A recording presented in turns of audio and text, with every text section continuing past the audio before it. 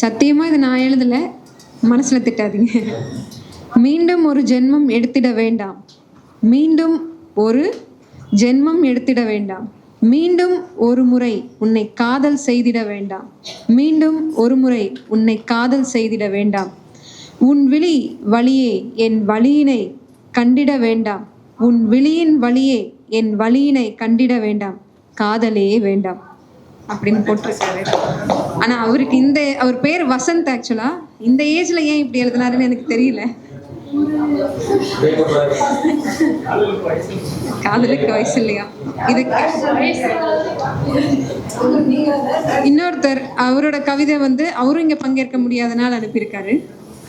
விருப்பம் கொண்டு கர்ப்பம் கண்டு எனக்கே எனக்கென வாழ்ந்தவளே, உன் ஊனுக்குள் உயிரென வாழ்ந்தவன் நான்.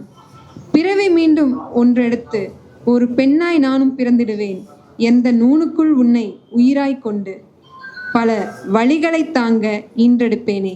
பிரவீன் பேனா. அதுக்கடுத்து அவர் எழுதினது தான் பிரவீன் பேனான்றவர். திங்கள் 10 தாங்கினாள் என்னை தனக்குள் கொண்டு தூங்கினாள், அழகிய உருவம் தந்து என்னை அகிலம் தீண்டிட தூண்டினாள்,